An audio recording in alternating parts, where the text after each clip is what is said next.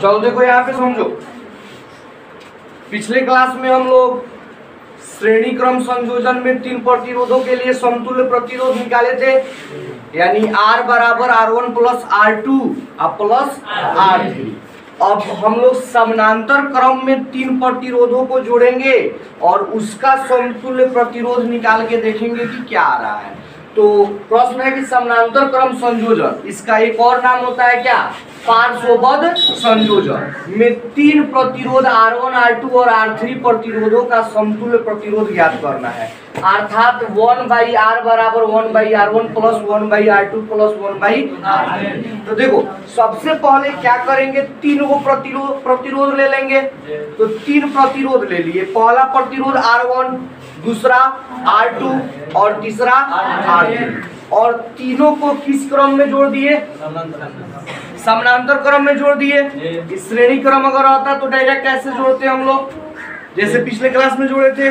तो यह समानांतर क्रम में R1, R2 और R3 को जोड़ दिए और इसमें V वोल्ट का एक बैटरी लगाकर और विद्युत धारा को प्रवाहित किए। तो विद्युत धारा मान लो बताए हैं कि इधर से इस तरह चलता है, प्लस से माइनस की ओर। तो यहाँ पे I धारा जा रहा है और यहाँ पे जब I धारा ये बिंदु पर पहुंचेगा तो यहाँ से इसको 3 रास्ता है जाने का, एक इधर, दूसरा इधर और तीसरा इधर। तो जो I धारा होगा वह तीनों रास्ता में बढ़ जाएगा, कुछ इधर गया, कुछ इधर गया, कुछ इधर गया, बढ़ जाएगा कि नहीं। तो यह मान लो कि 3 भाग में बटा, तो एक को I1 लिख दिए, दूसरे को I2 और तीसरे को I3, और यह तीनों मिलके किसके बराबर है, I के बराबर है, क्योंकि I धारा ही 3 भागों में बटा है और पुनः तीनों आके यहाँ पे मिल जाएगा, B बिंदु पर मिल जाएगा कि नहीं। अगर इसमें किसी भी अगर प्रतिरोध का विभवांतर बात करें, छोरों का विभवांतर, अगर मान लो कि हम R1 प्रतिरोध के बारे में, अगर इसका एक सिरा यहाँ पे है, एक सिरा यहाँ पे है ना, तो इसका विभवांतर क्या होगा, VA माइनस VB। R2 के लिए क्या होगा, VA माइनस VB। R3 के लिए क्या होगा, VA माइनस VB।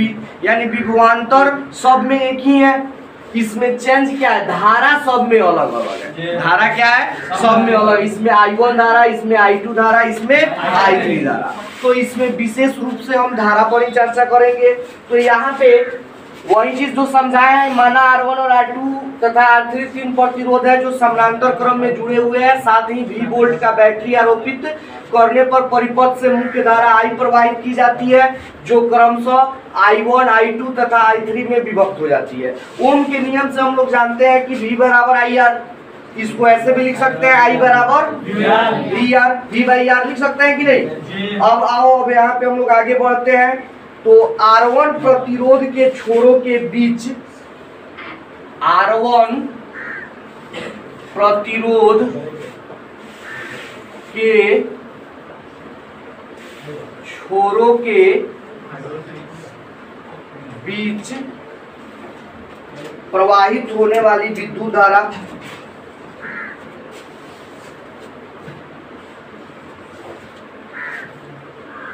प्रवाहित होने वाली विद्युत धारा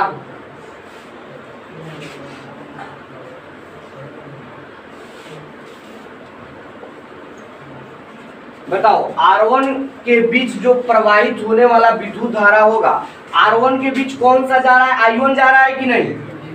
तो I1, और अभी हम लोग ऊपर लिखे हैं कि I बराबर V/R। तो बताओ यहाँ V क्या है, विभवांतर है। तो बताओ वहां पे विभवांतर क्या होगा, VA माइनस VB। R क्या है, R1 है प्रतिरोध, तो यानी I1 बराबर VA माइनस VB/R1, समीकरण नंबर 1। उसके बाद अब R2 प्रतिरोध का बात करते हैं कि R2 प्रतिरोध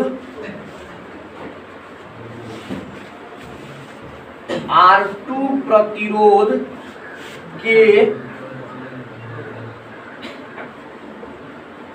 छोरों के बीच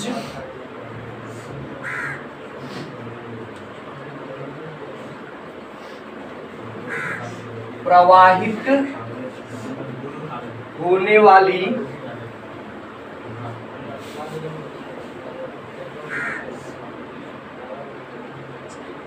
विद्युत धारा। बताओ R2 में कौन सा विद्युत धारा? I2 वाला जी। तो I2 बराबर क्या हो जाएगा? VA minus VB by R2, समीकरण नंबर 2। ऐसे ही R3 वाला, R3 छोरों के बीच प्रवाहित होने वाली विद्युत धारा क्या होगा? यहाँ पे लिख देंगे I3 प्रतिरोध के छोरों के बीच प्रवाहित होने वाली विद्युत धारा I3 है। तो I3 बराबर क्या हो जाएगा?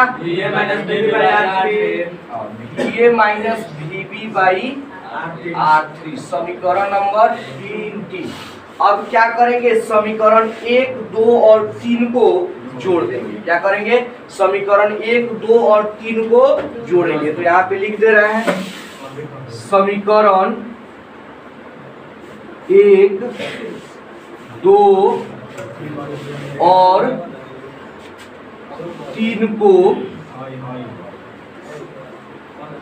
जोड़ने, तो जोड़ेंगे तो LHS वाला एक साइड जुड़ जाएगा, RHS वाला एक साइड। तो LHS क्या है? I1 plus I2 plus I3 है ना।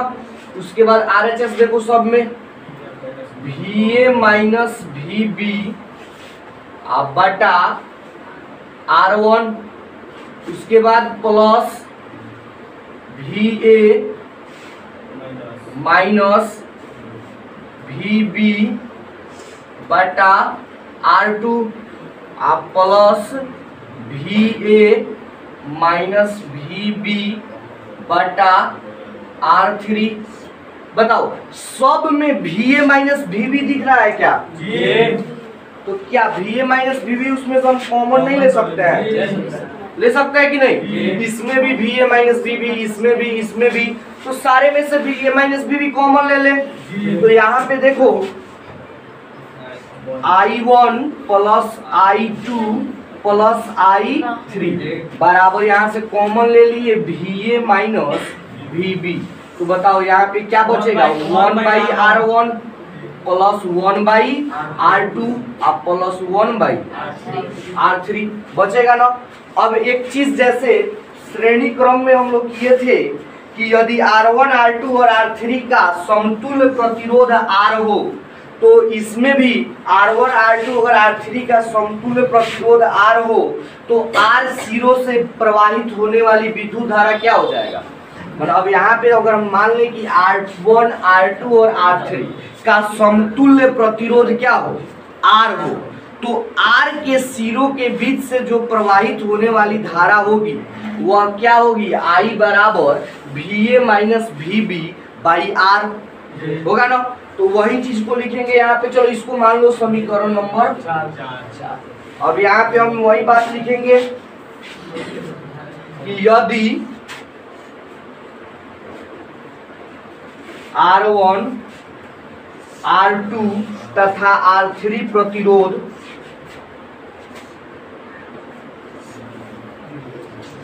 तथा R3 प्रतिरोध का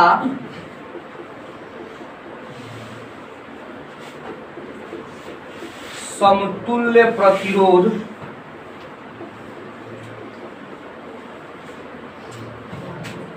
R हो, तो R प्रतिरोध के छोरों के बीच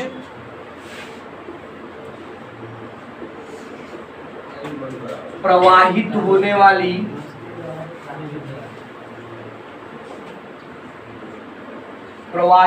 वाली विद्युत धारा और मान लिए कि यह जो R1 R2 और R3 है इसका समतुल्य प्रतिरोध क्या है, R है, तो उससे भी कुछ ना कुछ विद्युत धारा प्रवाहित होगा।